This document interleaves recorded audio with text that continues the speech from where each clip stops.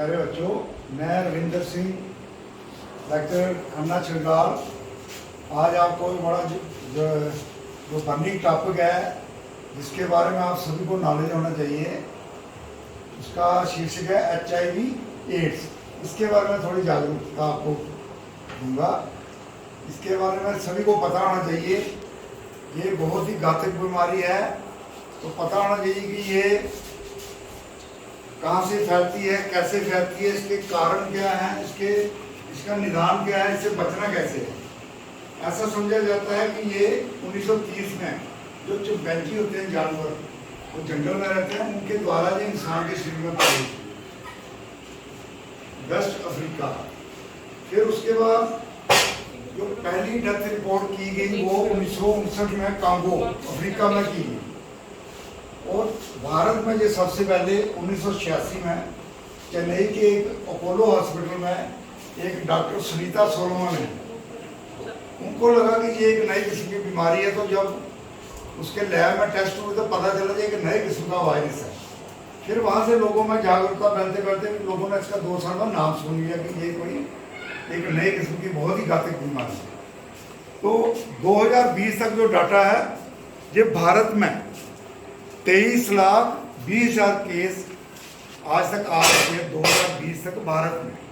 और हर साल ये 70,000 की पर ईयर, एक साल में 70,000 की दर से बढ़ रहे हैं। तो इसका HIV का क्या मतलब हुआ? इसका है ह्यूमन इम्यूनो डेफिशिएंसी वायरस। और एड्स पहले HIV होता है, थोड़े साल रहती है वो वायरस शरीर के अंदर, वो अपना काम करता रहता है, डेफिशिएंसी करता है, इम्यून सिस्टम जो बीमारियों से लड़ते हैं, फिर आस्ता आस्ता वो एड्स हो जाती है। तो इसमें होते हैं कोई इन्फेक्टेड नीडल है, वो किसी को टीका लग जाए, या जिन औरतों को गर्भावस्था में ये प्रॉब्लम हो जाती है तो बच्चे को भी होने के चांसेस होते हैं। तो इसका आज तक इलाज यही है कि ये जो कारण इनसे बचा जाए।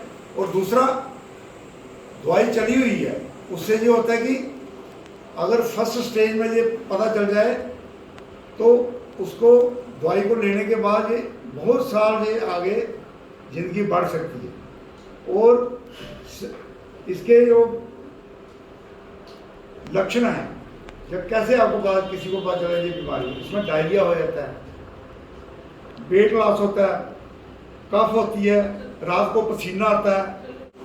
अगर फर्स्ट स्टेज में ये पता चल जाए तो उसको दवाई को लेने के बाद ये बहुत साल ये आगे ज़िंदगी बढ़ सकती है। और इसके जो लक्षण हैं, जब कैसे आपको किसी को पता चला ये बीमारी, इसमें डायरिया हो जाता है, वेट लॉस होता है, कफ होती है, रात को पसीना आता है, और गला सूज जाता है, बुखार रहता है, जॉइंट पेन होती है, और शरीर में दर्द होता है। इसके बाद ये शरीर के अंदर रहता है, 3-4 हफ्ते बाद ये अपने आप लक्षण दूर हो जाते हैं। फिर सेकंड स्टेज जो है उसमें चले जाता है, अभी 5-7-8 साल बाद भी ये सेकंड स्टेज सामने आती है। फिर उसको पता चलता है कि एड्स हो चुकी है। फिर तीसरी स्टेज में क्या होता है कि जो वाइट सेल होते हैं जो बीमारियों से लड़ने में हमारी सहायता करते हैं, ये उनको डिस्ट्रॉय कर देते हैं, उनको तबाह कर देते हैं। इसलिए हमें छोटी सी बीमारी, बुखार भी, जुकाम भी हो जाए तो वो ठीक नहीं होता, लूज मोशन लग जाए वो ठीक नहीं होते, क्योंकि हमारा बीमारियों से लड़ने का जो सिस्टम है, वाइट सेल होते हैं वो कमज़ोर पड़ चुके होते हैं। तो इसका एंटीवायरल ट्रीटमेंट है, इसका पूरी दवाई है, वो लेके हॉस्पिटल्स में ये फ्री में मिलती है दवाई। इसमें शुरू में लोग सामाजिक तौर पे डरते थे, बदनामी से डरते थे, सामने नहीं आते थे, लेकिन वैसा नहीं करना है। आज से 100 साल पहले लोग टीबी से भी डरते थे, सामने आने में मर जाते थे, लेकिन आज उसका पूरा इलाज है। ऐसे ही इसका भी सामाजिक जो स्टिग्मा होता है उससे डरना नहीं है, सामने आना है। अगर कोई मोहल्ले में, रिश्तेदारी में भी आपको लगता है इसको है, उसको भी आप एक BA के पढ़े लिखे स्टूडेंट उनको ले जाना है, उनको गाइड करना कि आपको ऐसा हो सकता है, टेस्ट कराओ। तो इसमें कोई शर्म की बात नहीं है, वो लोग कराते हैं और ठीक भी होते हैं। दवाई है इसकी पूरी, प्रॉपर ट्रीटमेंट लिया जाता है, 1.5 साल 2 महीने लगती है। तो इसमें जब इन्फेक्शन ज़्यादा होती है उसमें क्या क्या होता है, रात को पसीना आता है, ठंड लगती है, बार बार बुखार चढ़ता है, डायरिया हो जाता है तो ठीक नहीं होता। ये हमारे लिम्स ग्लैंड्स होते हैं, खास करके गले के, ये सूज जाते हैं, सांस लेने में परेशानी होती है और स्किन पे वाइट सफ़ेद चकत्ते पड़ जाते हैं, निशान, और जो जीभ है उस पर भी सफ़ेद निशान पड़ जाते हैं और थकावट हो जाती है जिसका कोई कारण नहीं होता। आदमी काम ना भी करे तब भी वो थका और गला सूज जाता है, बुखार रहता है, जॉइंट पेन होती है और शरीर में दर्द होता है। इसके बाद ये शरीर के अंदर रहता है, 3-4 हफ्ते बाद ये अपने आप लक्षण दूर हो जाते हैं। फिर सेकंड स्टेज जो है उसमें चले जाता है, अभी 5-7-8 साल बाद भी ये सेकंड स्टेज सामने आती है। फिर उसको पता चलता है कि एड्स हो चुकी है। फिर तीसरी स्टेज में क्या होता है कि जो वाइट सेल होते हैं जो बीमारियों से लड़ने में हमारी सहायता करते हैं, ये उनको डिस्ट्रॉय कर देते हैं, उनको तबाह कर देते हैं। इसलिए हमें छोटी सी बीमारी, बुखार भी, जुकाम भी हो जाए तो वो ठीक नहीं होता, लूज मोशन लग जाए वो ठीक नहीं होते, क्योंकि हमारा बीमारियों से लड़ने का जो सिस्टम है, वाइट सेल होते हैं वो कमज़ोर पड़ चुके होते हैं। तो इसका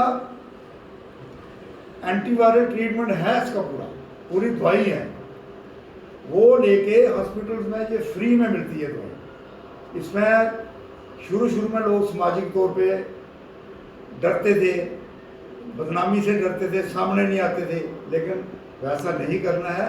आज से 100 साल पहले लोग टीबी से भी डरते थे, सामने आने में मर जाते थे, लेकिन आज उसका पूरा इलाज है। ऐसे ही इसका भी सामाजिक जो स्टिग्मा होता है उससे डरना नहीं है, सामने आना है। अगर कोई मोहल्ले में, रिश्तेदारी में भी आपको लगता है इसको है, उसको भी आप एक बी के पढ़े लिखे स्टूडेंट उनको ले जाना है, उनको गाइड करना कि आपको ऐसा हो सकता है, टेस्ट कराओ। तो इसमें कोई शर्म की बात नहीं, वो लोग कराते हैं और ठीक भी होते हैं। दवाई है इसकी पूरी, प्रॉपर ट्रीटमेंट लिया जाता है, 1.5 साल दवाई खानी पड़ती है। तो इसमें जब इन्फेक्शन ज़्यादा होती है उसमें क्या क्या होता है, रात को पसीना आता है, ठंड लगती है, बार बार बुखार चढ़ता है, डायरिया हो जाता है तो ठीक नहीं होता। ये हमारे लिम्स ग्लैंड्स होते हैं, खास करके गले के, ये सूज जाते हैं, सांस लेने में परेशानी होती है और स्किन पे वाइट सफ़ेद चकत्ते पड़ जाते हैं, निशान, और जो जीभ है उस पर भी सफ़ेद निशान पड़ जाते हैं और थकावट हो जाती है जिसका कोई कारण नहीं होता। आदमी काम ना भी करे तब भी वो थका महसूस करता है। कमजोरी होती है, वेट लॉस, उसका वजन ऐसे ही कम होना शुरू हो जाता है। तो स्किन पे रैशेस पड़ते हैं, बम्स हो जाते हैं, रैश वो निशान पड़ जाते हैं कि पता नहीं चलता ये क्यों हो रहा है। अगर किसी को आप लगे, आपको देख के कि इसको ऐसा हो सकता है, तो ये इसलिए जागरूकता फैलाई जाती है कि उसको सजेस्ट करना चाहिए कि आप हॉस्पिटल जाके चेकअप कराओ। Thank you.